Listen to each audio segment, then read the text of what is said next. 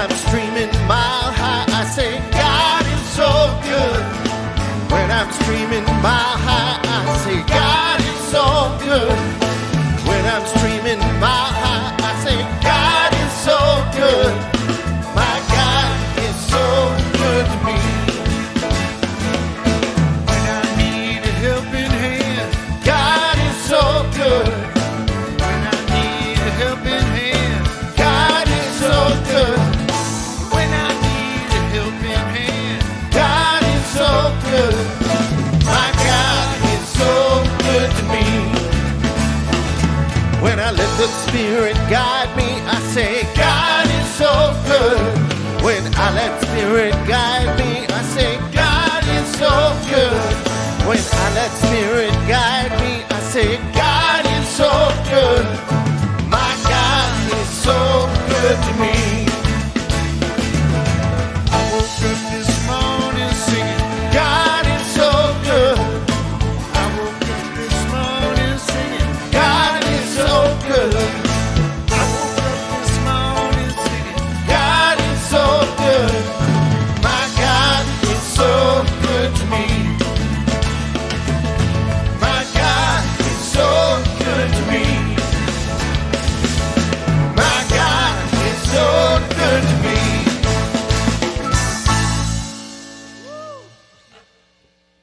Well, good morning, everybody. So glad that you're here, and great that we get to spend some time together here virtually, and we can feel you in the room. So happy Sunday morning, Mile High Church. We're going to start with a familiar song, and would invite you all to just drop into your hearts, sing it with us.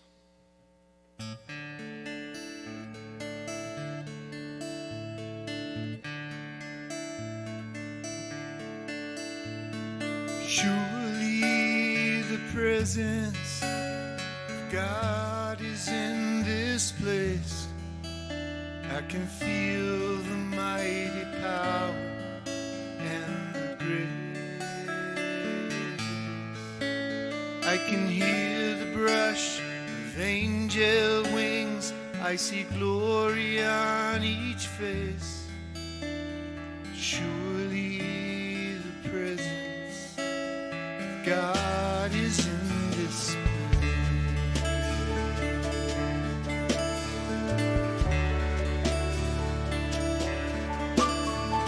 Surely the presence of God is in this place. I can feel the mighty power and the grace. I can hear the brush of angel wings. I see glory on each face. Surely the presence of God is in this place.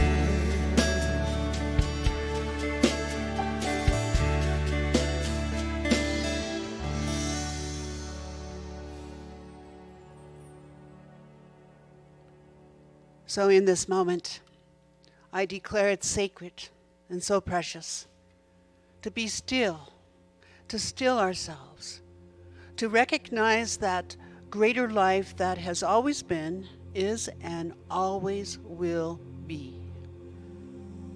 Oh, I just breathe into this, and I give thanks for that which is breathing me, and I give thanks for that which is breathing each one of you, for that which is breathing all of humanity.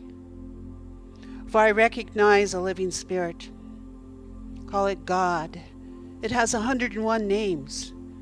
And it's not so much what you call it, but to recognize that the essence is love itself. And love lives within our hearts.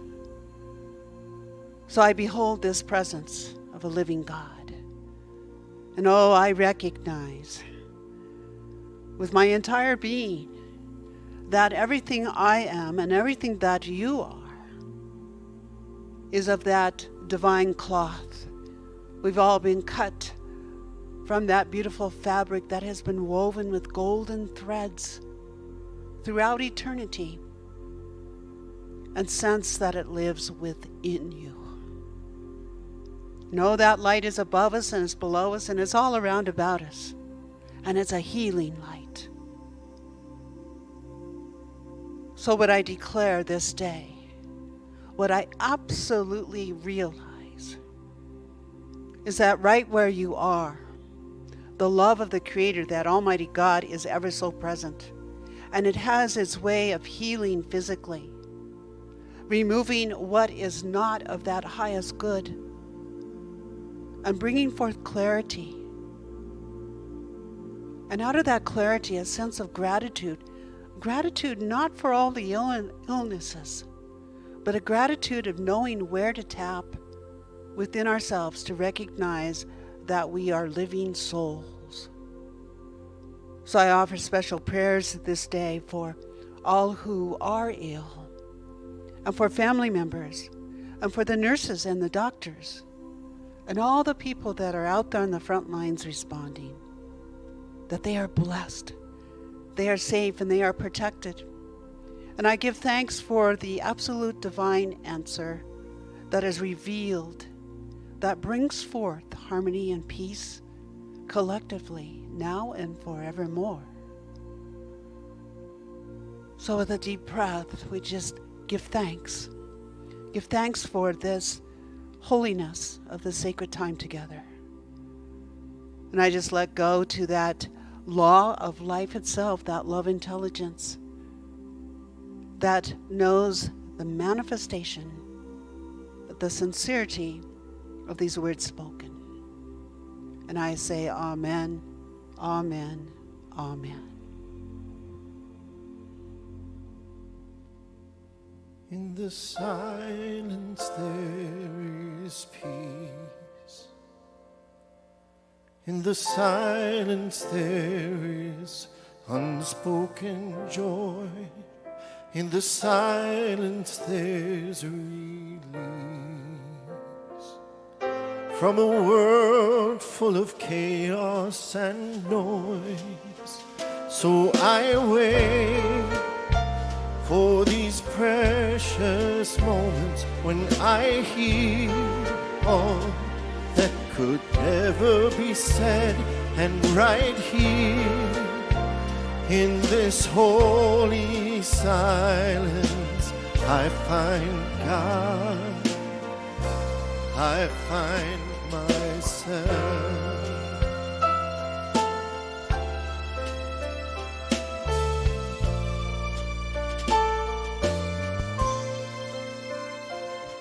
In the silence there is peace.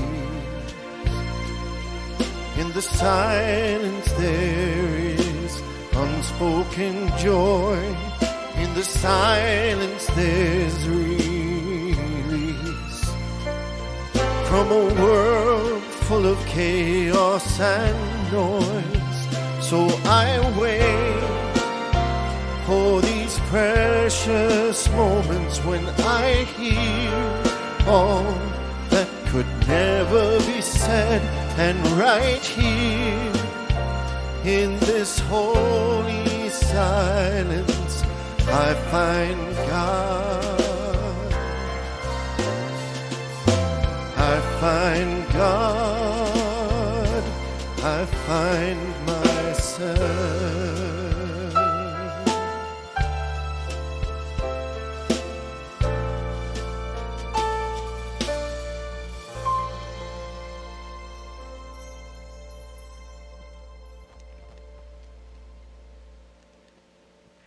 Wow, how wonderful it is to be off to such a great start today.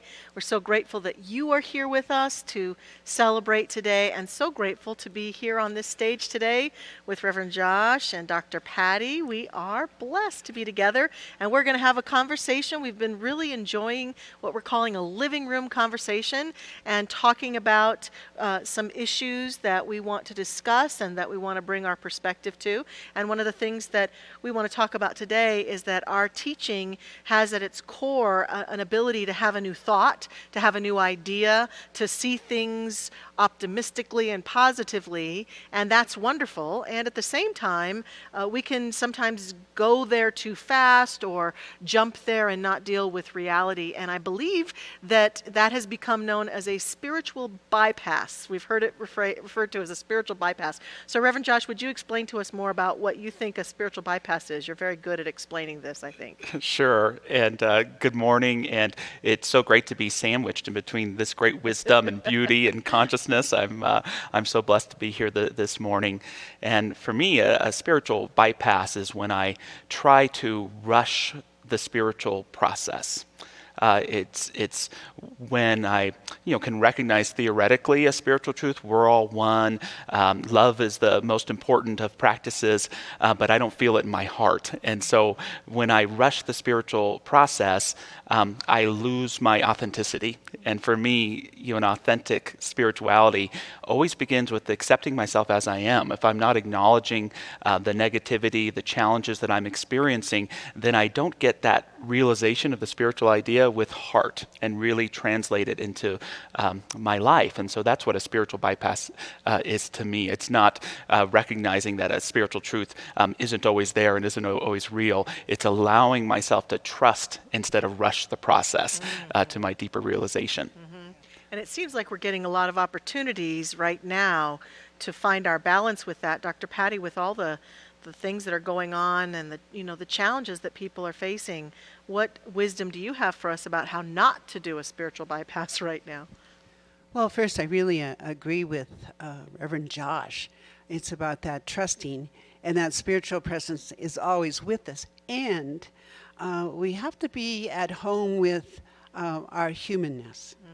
And I would suggest, and I suggest to a lot of different people, I call them the 3 R's. And it's the 3 R's are recognition, regret, and reorientation. So with that recognition, to just recognize that I am feeling really helpless, or I'm feeling really sad right now. And to just give that voice, be with it. Doesn't mean it's going to take you over forever, but recognize it because it's there. And then that regret could be that piece where you kind of wallow in it for a little while. And maybe even forgiveness comes out of that. I don't know. But then that rebuilding or that reorganization is kind of where we're reorganizing our thought process to realize that our thoughts are really powerful. And maybe at that point is where I choose to change the way I'm viewing something. And that's really beautiful. It feels to me that in those 3 steps that I can sometimes go through one step and get caught and have to go back and start over again. And it may take a little bit of dancing through them to get through them all, don't you think? I mean, definitely it's a dance. Yeah.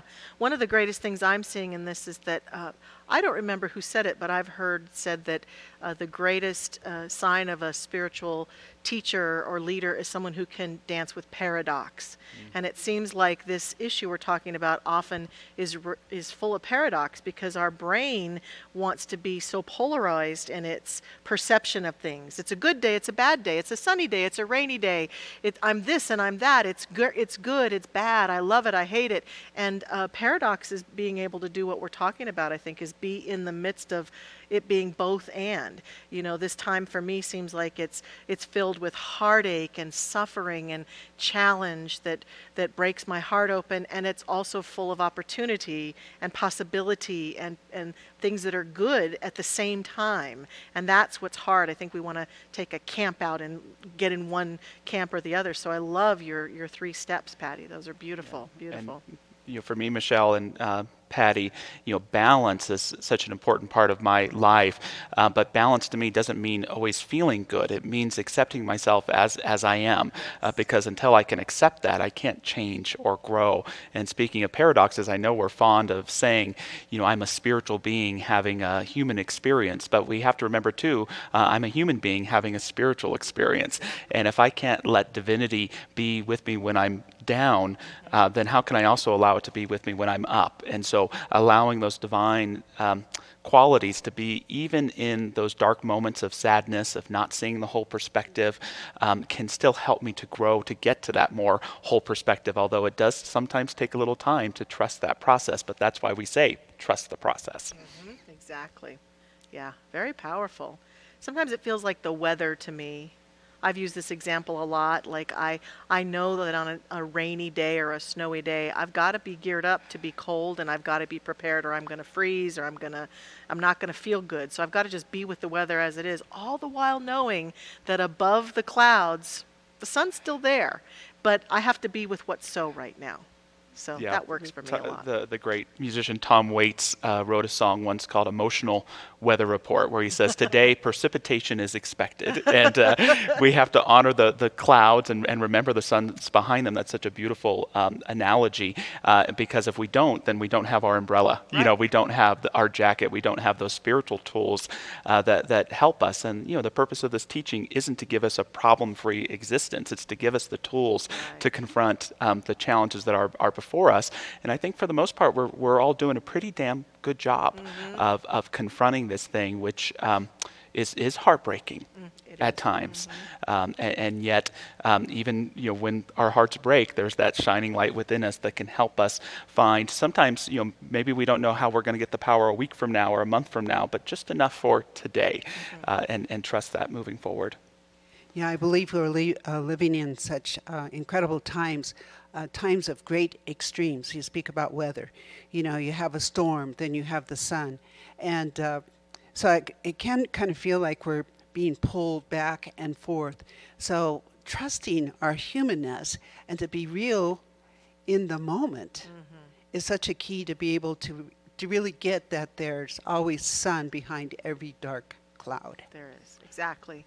And one of the reasons I think this topic is so apropos for us right now is that I see a lot of people chatting online and almost accusing each other of not being good spiritual beings or metaphysicians if they're in a moment of heartbreak or a moment where they're having a hard time or they're in pain or they're having a perception that's negative.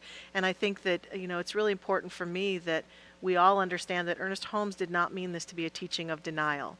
You know, eventually when we get to do our prayer work, we turn from the condition and we go into prayer. But while we're getting there, I think we have to do exactly what you're both talking about, which is dance with the conditions as we're experiencing them and be with them and literally stand in the fire of them, which, don't you think that's a beautiful segue into what is next?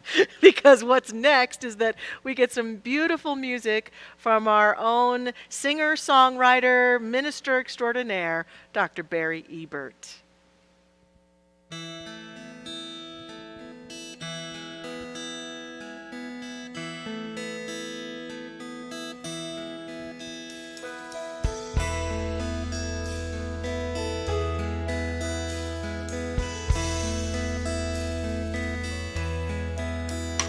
Will you stand in the fire with me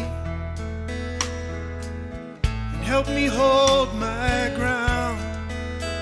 And if my courage fails and I start to run, turn me back around. Will you stand in the fire with me? Open your heart with mine. I've never been down in such darkness before. It feels bigger than me this time. And I'm not asking you for answers to all of these questions or words to ease my mind. I just need somebody to listen sometimes. I will pay you back in kind. Will you stand in the fire?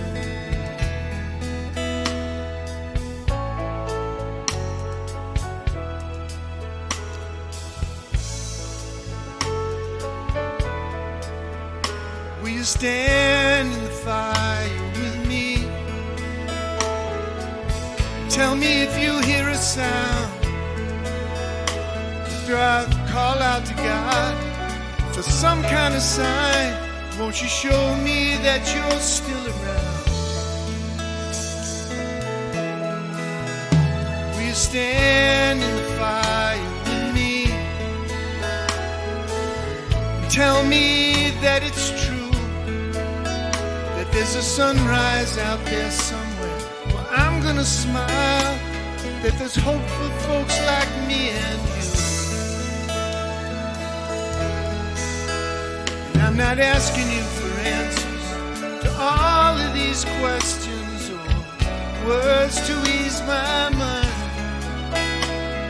I just need somebody to listen sometimes. I will pay you back.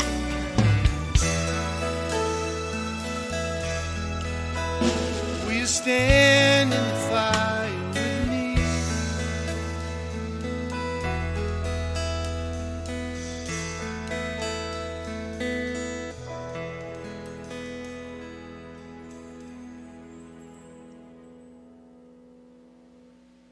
Yes, Dr. Barry, I will stand in the fire with you, and our whole community, our world together stands in that beautiful fire of love together. And we're so grateful that you are continuing to care for each other so powerfully. I know that during this time I've had to take some extraordinary measures to care for and nurture and support people in my life. And I know that many of you are doing the same as you care for each other in your world and as you care for our church.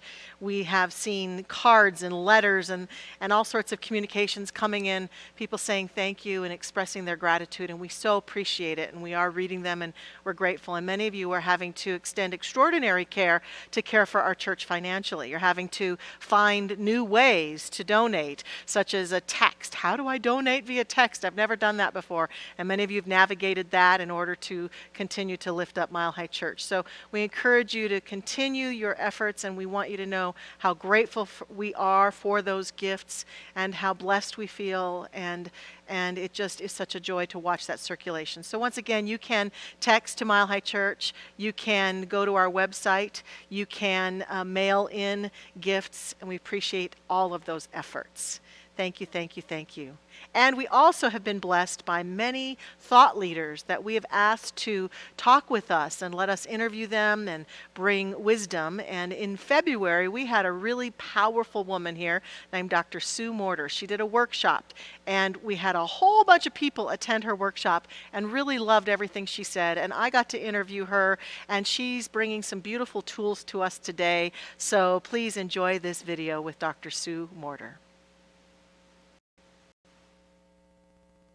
Hi, everybody. This is Dr. Michelle Medrano. I'm so grateful to welcome you today. We have an amazing woman with us. She was just with us in person in the last month doing a workshop that was highly attended. She's so wise, so loving, so beautiful and present. We were so happy that she accepted our invitation to come and support us today. So welcome to Dr. Sue Morter. We're so glad you are with us today.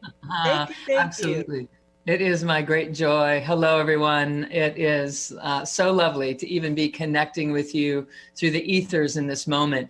It is a great blessing that we have the capacity to know one another in such beautiful ways. And it's a real treat to be back with you today.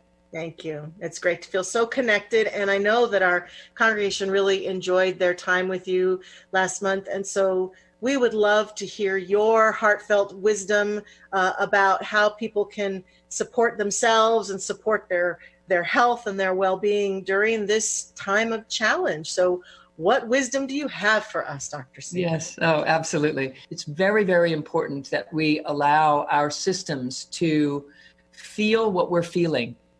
When we suppress our emotions of fear, when we are uncertain and wobbling, it's very important that we allow ourselves to feel that uncertainty and to be present with it and to recognize that we are made of the greatest transmuting presence on earth. We are made of love, light compressed into a body, and being this loving presence. All we have to do is allow our awareness to land upon whatever it is that we're actually feeling.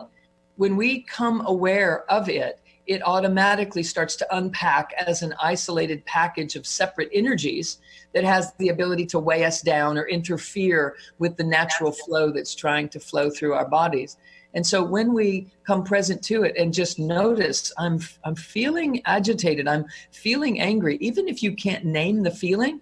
In fact, I teach people it's actually more powerful not to name it, but just to come present to it. Just feel it. Just be with what you are feeling. It is so important that you not judge it, that you not have an opinion about how you're feeling or compare yourselves to others and how they're managing in this situation, but to just let it roll, let it rip, and to be responsible with it by bringing your breath to it and breathing in your system. It allows that separated energy of an unresolved emotion to become part of a greater flow.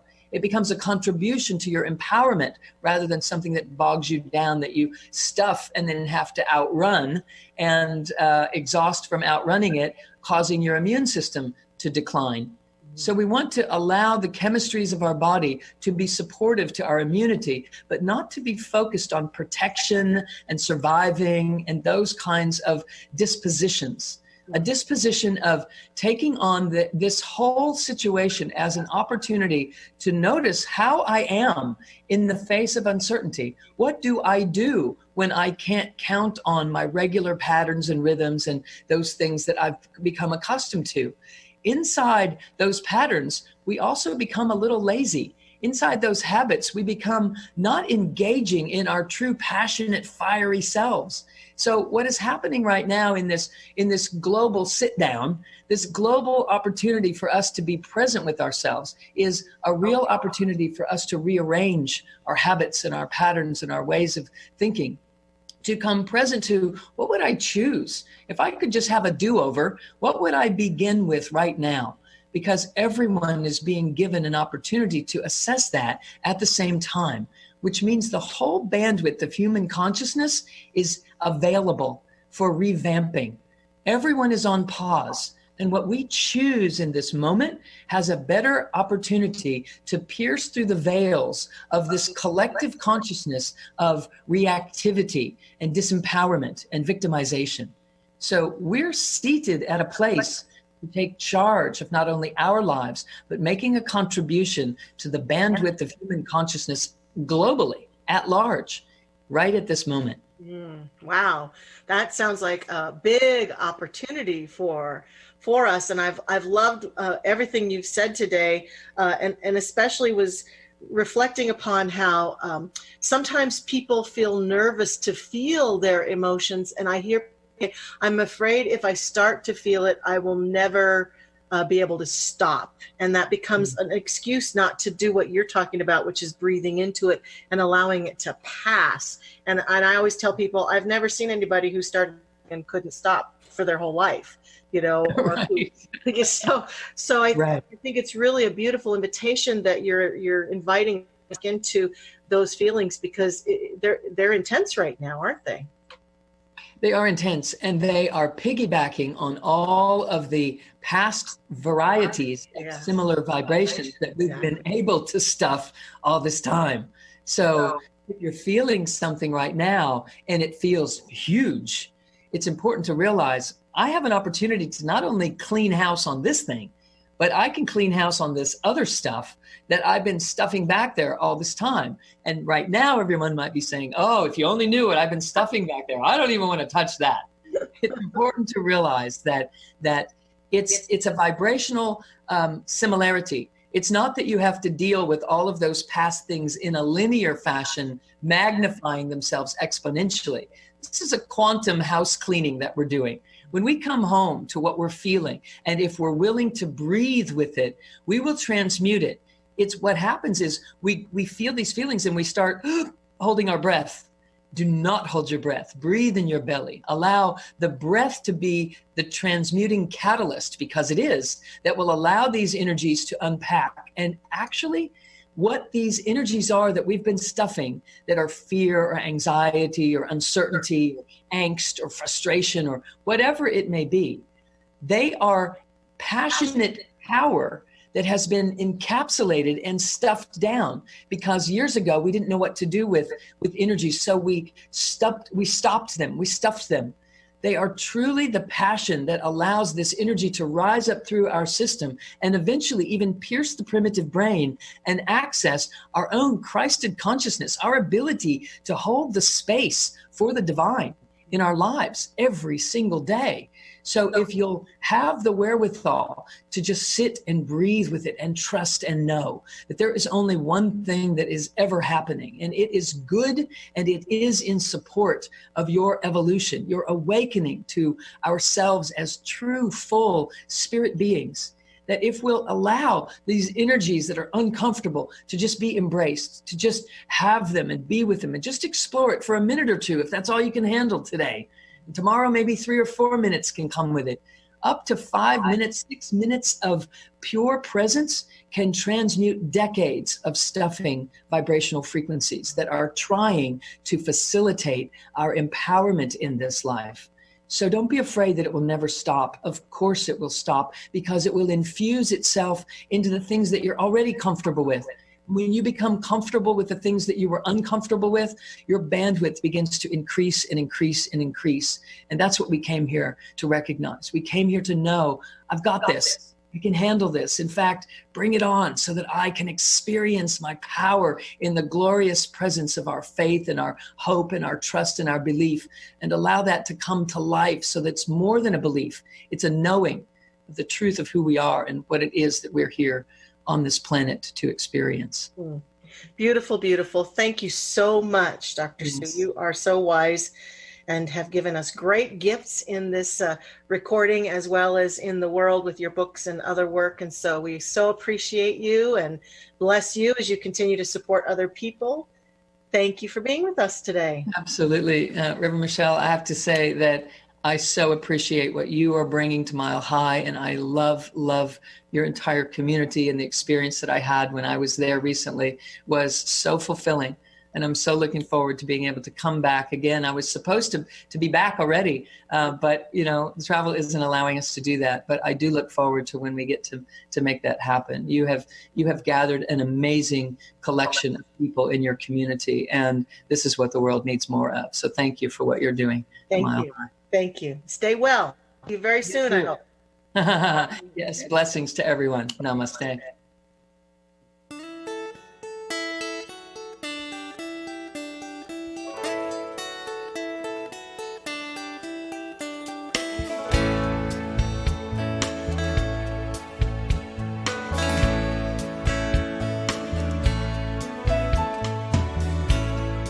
Love is but a song we sing, and fear's the way we die. You can make the mountains ring, or make the angels cry. No, the bird is on the wing, and you need not know why.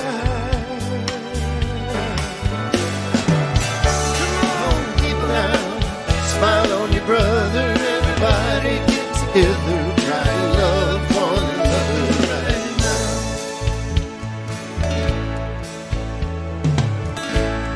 now. Some may come and some may go, we will surely pass. When the one that left us here returns for us at last, we are but a moment's sunlight fading in the grass. Come on, people now, smile on your brother, everybody get together, try to love one another right now.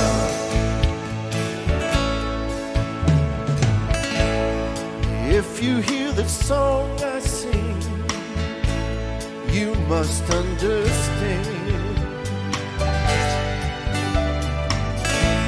You hold the key to love and fear in your trembling hand.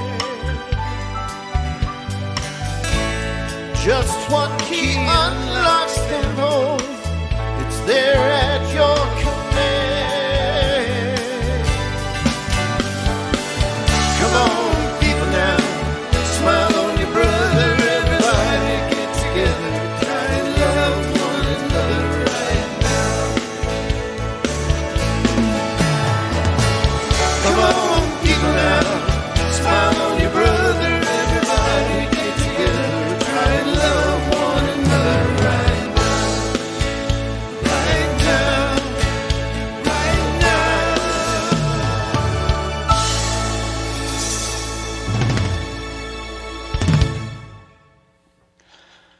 Barry Ebert, Tom Litch, Mile High Band. Thank you, Kent. Thank you, Rob. Thank you, Mike. Thank you, Bijou. You guys look especially cool today. Suave. I love it. So good to be with you this morning. So good to be together. I've started a new spiritual practice of saying hi to folks I would normally see here at Mile High Church. So hi, Sandra. Hi, Chris. Hi, Jackie. Hi, Rione. Hi, Scott. Just invite you to say hello to whoever you wish you were seeing right now. And I don't know about you, but I could sure use a vacation. And think about that. And if there were no coronavirus and money weren't an issue, where would you choose to go? Maybe we'd go to a beach. Maybe you'd go to the mountain somewhere. I don't know about you, but I could actually take an hours-long line at Disneyland right now. Maybe 6 inches away from staring into someone's neck sweat, some child hanging on my leg who I'm not accountable for, just having a good time. I would love to be around a whole lot of people right now. And yet, in spite of all of that, I think that there's something about moving inward. I'd want to go on a vacation that didn't just please the senses, but would enrich and enliven my soul, that would take me on an inward journey as well. Do you know what that sacred site is? That special place is for you? I'm going to be quoting a lot from the Quaker mystic and teacher Parker Palmer today. And his favorite space is a place called Boundary Waters. 1 million acres of pristine trees and water and wildlife on the Minnesota-Ontario border. He shares, "My first trip years ago was a vacation, pure and simple. But as I returned time and again to that elemental world of water, rock, woods, and sky, my vacation began to feel more like a pilgrimage to me, an annual trek to holy ground driven by spiritual need." Do you know what that place is for you? And I know we may not be able to physically travel there right now, but we can take that journey in mind and heart. And perhaps that's all we need to have an experience of what I'm calling coming back to life today. Those sacred places that perhaps are unchanging, but we show up and see how we've changed. I love how Nelson Mandela once put it. He said, "There is nothing like returning to a place that remains unchanged to find the ways in which you yourself have altered." But as we know, sometimes these places do change. Sometimes they experience devastation. Sometimes it might be a place like our childhood home that's no longer available to us to return to. And so we have that process, sometimes a longer process than we'd like, of coming back to life. This was Palmer's experience with Boundary Waters. He shares with us on July 4th, 1999. A 20-minute maelstrom of hurricane-force winds took down 20 million trees across the Boundary Waters. A month later, when I made my annual pilgrimage up north, I was heartbroken by the ruin and wondered whether I wanted to return. I don't know about you, but this is a fitting analogy for how I feel today, how many of us may feel looking outside of our windows to see the halt, to see the unintended devastation of our communities no longer seeming alive, not getting to get close to people I care about, not being able to go to a favorite restaurant or bar, not being able to take my baby girl and bring her to the park, something that was built for her to play and swing and have fun. I think sometimes, believe it or not, we actually underestimate the devastation that's going on around us. And although we pray that things come back to life quickly, there's not just the exterior changes and rebuilding that need to take place. Each of us has to go on an inward journey. Because what I've learned in my life is that when there's devastation or immense change going on within me, it's an opportunity for me to look within myself, to see if there are parts of myself that have become barren, to see if there's inner devastation or inner dividedness that's keeping me from living a whole, genuine, inspired life. Palmer speaks to this idea of the ways that we can discover inner dividedness within ourselves. He says, I yearn to be whole, but dividedness often seems the easier choice. A still small voice speaks the truth about me, my work in the world.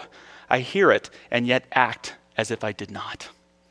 I withhold a personal gift that might serve a good end or commit myself to a project that I do not really believe in. I keep silent on an issue I should address or actively break faith with one of my own convictions. I deny my inner darkness, giving it more power over me, or I protect it onto other people. Project it on other people, creating enemies where none exist. And we're going to show a slide where Palmer mentions some of the many ways we can experience barrenness or dividedness in our own lives. We do it when we refuse to invest ourselves in our work, diminishing its quality and distancing ourselves from those it is meant to serve. When we remain in settings or relationships that steadily kill off our spirits. We harbor secrets to achieve personal gain at the expense of other people. We hide our beliefs from those who disagree with us to avoid conflict, challenge, and change. We conceal our true identities for fear of being criticized, shunned, or attacked. And I don't know about you, but for me, if just one of those I can check the box for, I know that there's some inner work to do. That part of me has pulled back from life, that has held myself back and trapped it in dividedness. And so it's time to do the work, do the inner work to bring my spirit back to my life. I'll always remember the day. It was in 2010. And I received a call from a congregant who had also become a friend. And in 2008, he was laid off from his job. He had worked in IT for 25 years, and when the Great Recession hit, he was laid off, and he was still, up to that point, 2 years later, trying to find work. He had had many interviews, mostly for jobs that he was overqualified for. And so it was painful for him to go to interview after interview to share himself and share his heart and then be rejected for the job. This particular morning was different. He had an interview for a job that was almost exactly like the one that he had before, working for a great company with great benefits. And I knew that he was looking forward to this interview. And thus I was surprised by his phone call, because what he called to tell me is that he couldn't bring himself to get out of bed that morning. That he feared so much that experience of being rejected again. His dignity had felt so quelched by the economic environment that he couldn't take it anymore, even to go to a job that was right up his alley, he would have loved to do. And I could sense in my heart, and I knew that there was only one other alternative available for him besides calling and asking for help that morning. And I knew so much in my heart that the conversation that we were about to have wasn't going to be easy. I couldn't say, suck it up, go to that job interview, quell your feelings, try and pretend to have a great spirit. This man had died on the inside. He'd forgotten who he was. He had forgotten that he was connected with a spirit in life that was always with him. And so we began what was a long path to remembering that truth. Now, you may not be in the same boat as this man was, but I would argue that each and every one of us has experienced some sort of, if not halt or devastation, some sort of dividedness in this process. Seeing the world halt around us should cause us to halt and look within us to see what's going on in my inner life. Whether your life has slowed down or you're still running the rat race, but just from home, there's something about being home that causes us to take a deeper look into ourselves. So we want to ask ourselves some questions. Am I truly living a life that is meaningful to me? Does how I live my life nurture my heart and resonate with my soul? Am I investing in spirit my spirit in things that I value and matter to me? Am I investing my time in things that I value and mean something to me? Am I taking time to truly love those whom I care for? Not just in theory, oh, I love you, but in practice. Consciously doing those actions that help the people we love know that we love them. And again, when the answer is no or sorta, kinda, it's an important time to reconnect with our lives, to rediscover creative energies that perhaps we've inhibited within us. To stop and see our life, yes, there are challenges around us, but also behind it there's a blank slate waiting to be painted, waiting to be cultivated. In destruction is the room for new creation. In barrenness, even beneath it are the seeds for new life. And sometimes for us, it's going to take the courage to clear everything we've gathered and to step into our lives anew, to come back to life with greater spirit, greater conviction, and greater consciousness.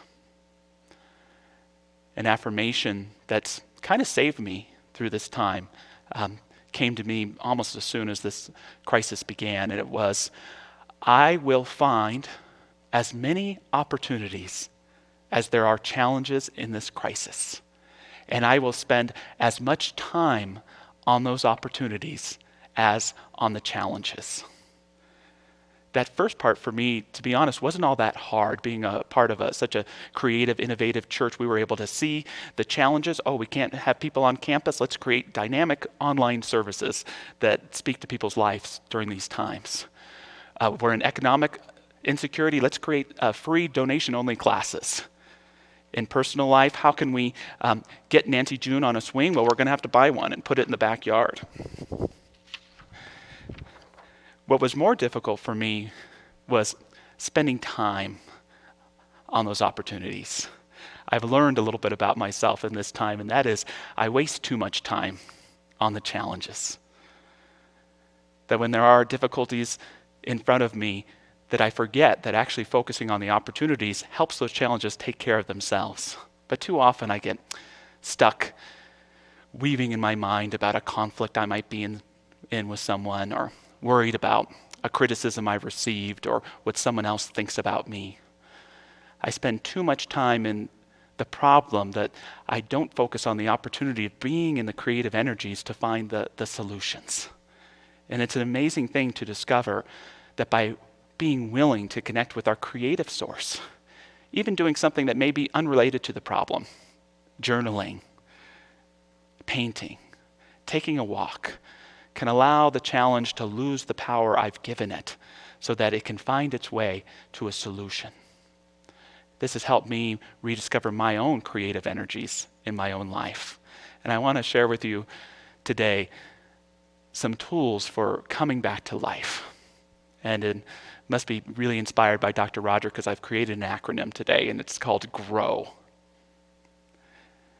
Coming back to life through utilizing the tools of GROW. And the letter G stands for get back to your roots. Get back to your roots. No matter what devastation may be happening in the fields of our lives, those roots are still strong. And we've got to get back there. We've got to get back within ourselves. I don't know about you, but sometimes I give my spirit away. I give my spirit away to news feeds, financial uncertainty, fears about the future. Getting back to my roots means bringing my spirit back into myself. As Dr. Sue was talking about in the interview, just breathe. And when you breathe in your essence. Feel it coming out of everything you've given it to be renewed in your own soul. Breathe in your essence and allow it to fill your entire being. And then if you choose, prayerfully, you can breathe that essence back in. Breathe that divine essence and knowing into the news, into the uncertainty, into the circumstances and the uncertain future. Breathe into your essence and you will find the most creative power that there is. It's in you it's in me, it's in all of us, and we need it right now. Get back to your roots. Secondly, rely on your harvest. The R stands for rely on your harvest. I think many of us underestimate the support that is available to us, support that we've built along our life adventure that perhaps we're not taking full access of. Good and close and wise friends, ministers and practitioners here at Mile High Church. A good book that inspired us at a time in our life that may be gathering some dust. A great inspirational movie. When you're challenged, go to your resources. I'm so grateful back in 2010 that my friend called me. I can't imagine what that choice was like for him, to feel his dignity gone, but to know that there were people who cared about him, to know that there were options available to him. When we talked that day, we made a commitment for the next 30 days, every day at 10, no matter how he was feeling, we'd talk on the phone. We'd have a prayer, and that would be it. My friend eventually would get a job, and he's doing okay today. I can't say he's thriving, but he's doing okay. And sometimes okay can be enough for all of us when we felt so divided from our inner spirit. But when we go to those resources, when we rely on those resources and ask for help and utilize them, they help upend the seed bed so that new life can emerge. The O stands for open your life. Open your life.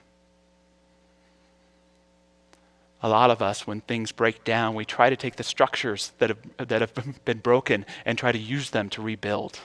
Don't do that. Allow the rubble to be moved away and use the same spirit of the design that was working in your life, but allow new life to emerge.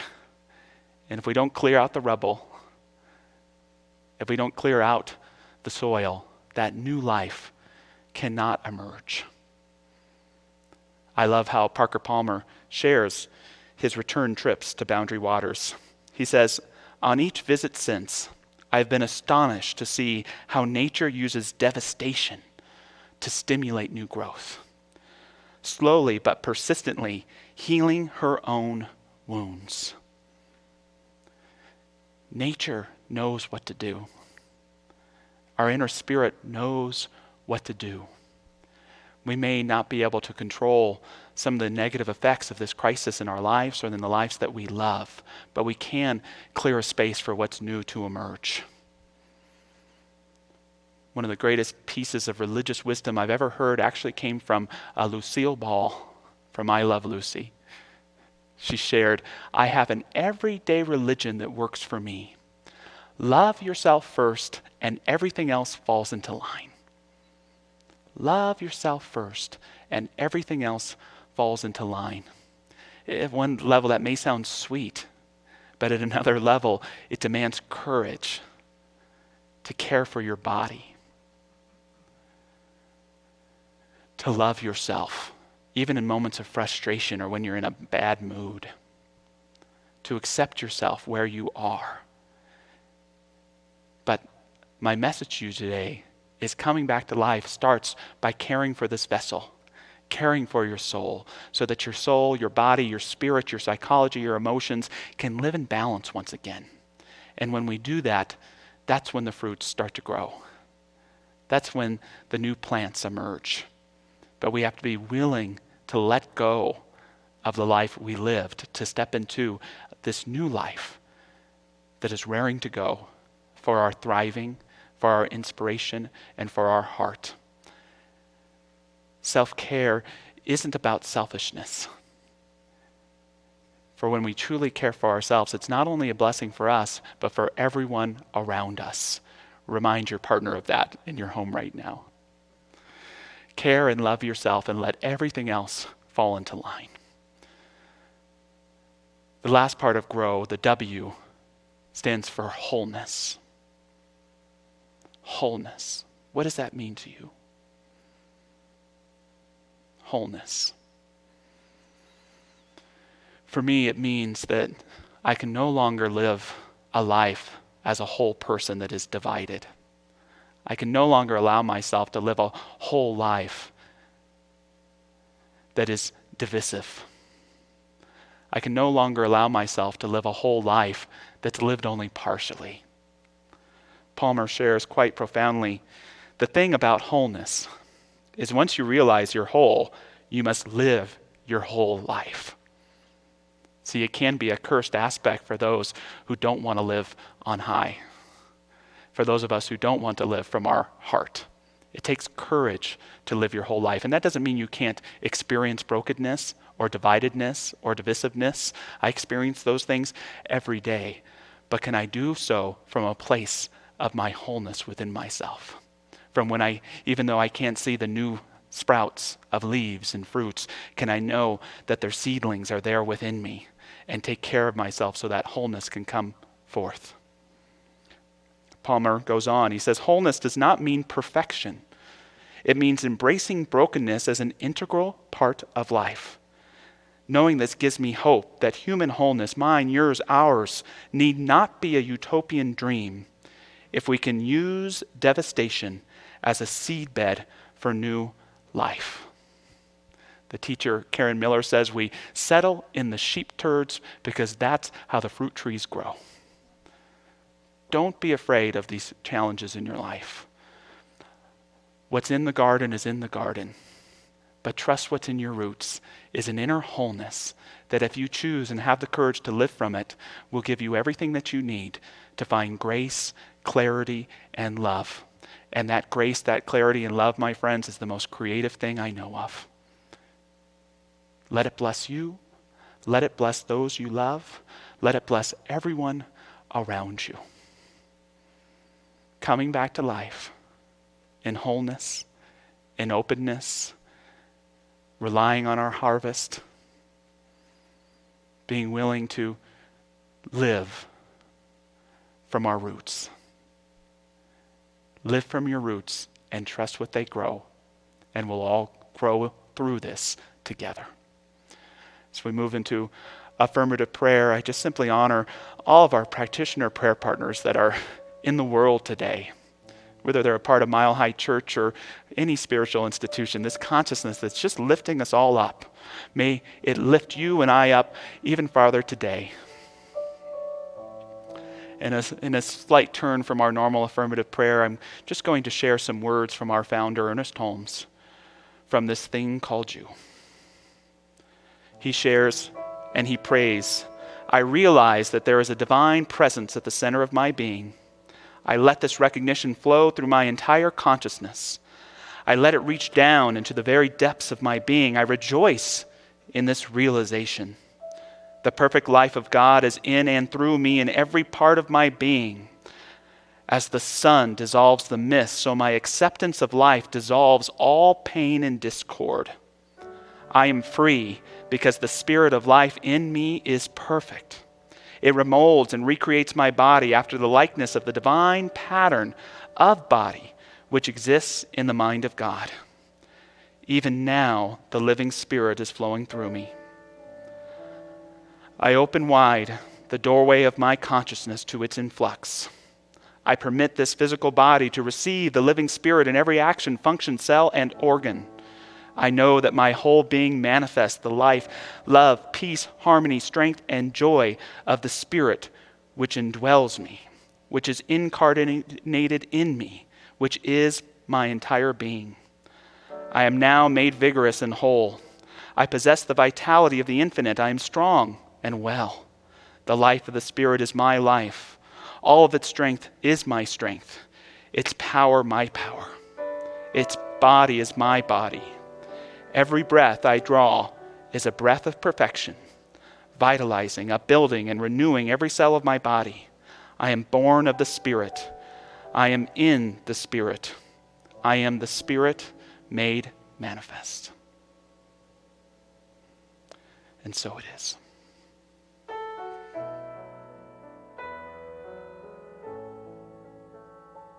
In this moment, in this place, I remember who I am.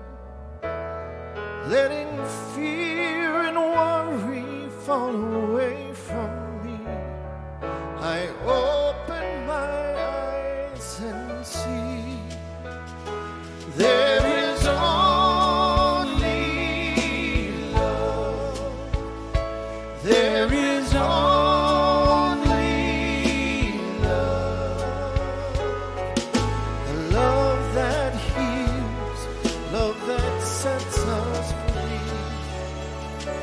There is only love. There is only love. There is only love.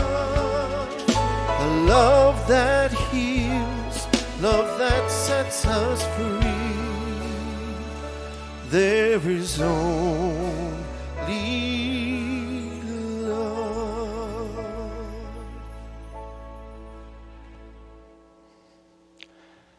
Thank you for being a part of our Mile High service today. For those who could use some prayer support today, you can go to milehighchurch.org/prayer, and there's actually a link to a Zoom room where you can pray one-on-one with one of our prayer practitioners. So please take advantage of that. You can also go to that website during the week and make a prayer request and connect with one of our incredible prayer practitioners. As we move into this time of offering today, where we remind you of the different ways that you can support Mile High Church, you can text to give 45888. You could go to milehighchurch.org and give a gift there. You can mail a gift in. But I want to remind us today that this time of offering isn't just for the church's abundance. It's for the abundance of all of us, the prosperity of all of us. This collective Mile High consciousness that we create has blessed me and blessed my life, and I'm affirming today that it's blessing yours today. So as we bless whatever symbol of our gifts that we want to give today, and thank you for keeping Mile High Church so strong and thriving through this time. We are so incredibly grateful to you. But as you bless your gift, let's bless the prosperity of every Mile Higher, of everyone who's seeking greater abundance and prosperity, knowing that our shared abundance of consciousness blesses and uplifts all.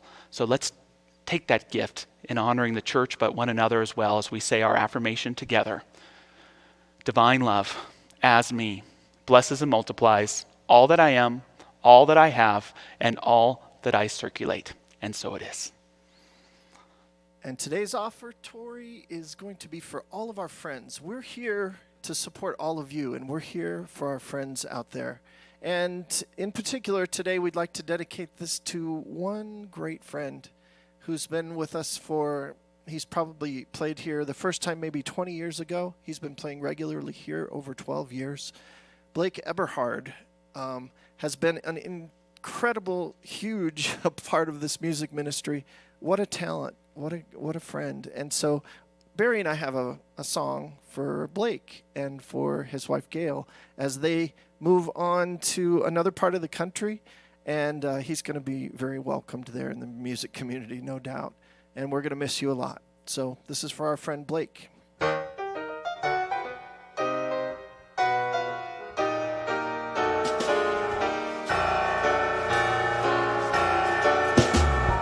got a friend in me.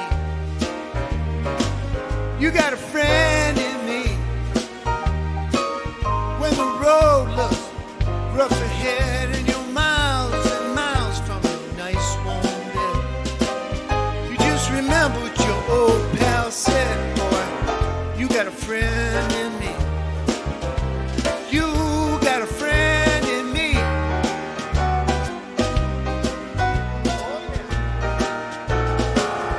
You got a friend in me. You got a friend in me. You got troubles, I got them too. There isn't anything that I wouldn't do for you. We'll stick together and we'll see it through, 'cause you've got a friend in me. Yeah, you've got a friend in me. Now some other folks might be a little bit smarter than I am, bigger and stronger too.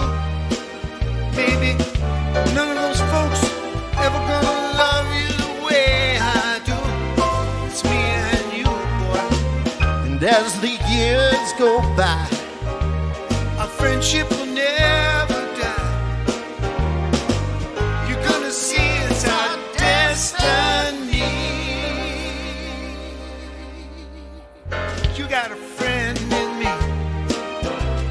You got a friend in me. You got a friend in me.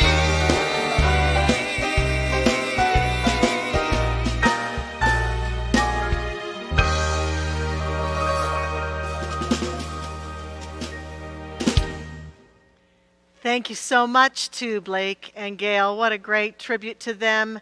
You have a friend in us, Blake, and thank you for being such a great friend to all of us here at Mile High Church for so many years. Many of you might have even seen him opening doors for you as you arrived to services. So he's such a generous being, and so we're so grateful. And what a great message from Reverend Josh today. Let's all grow together. That was a great way to end that one, Reverend Josh.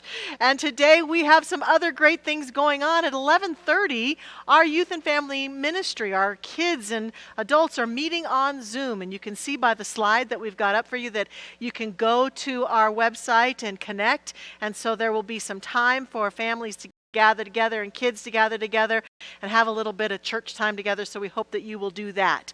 And we also are happy to be supporting this coming week one of the food banks in our area. We support the Action Center quite frequently here in Lakewood, and their need has certainly arisen more greatly right now in these times. And so in our parking lot today on Tuesday and Thursday from 10 to 12 each day, there will be a way with safe social distancing for you to come by and to make some food donations. We hope that you will consider doing that and help us uplift the Action Center. And please tell all your friends about this opportunity. It's a great way for us to contribute and to circulate and to help other people in need right now. So please join us this week on Tuesday and Thursday. And our prayer room is open today. If you'd like some prayer, you can go to milehighchurch.org/prayer, and you can either submit a written prayer request, or there's a way via Zoom to go into a Zoom room and have an actual prayer with a practitioner. It just takes about 3 to 5 minutes, and so we hope you will join us for that. We've got some other great things coming up in the weeks ahead, and we'll continue to let you know about them, but we know that you've got a great week ahead, and we thank you so much for being here with us today in this beautiful setting. We go forth knowing that we are blessed, that each one of us is blessed, that it is a blessed week. Thanks again for tuning in. Happy, happy day.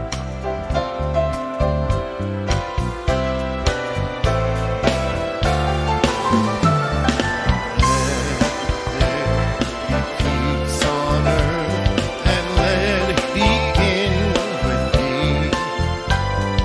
Let there be peace on earth, the peace that was meant to be, with God as our power, family all our way. Let us walk with each other in perfect harmony. Let peace begin with me. Let this be the moment now. With every step I take, let this be my joyous vow, to take each moment and live each moment in peace eternally. Let there be peace on earth, and let it begin with me.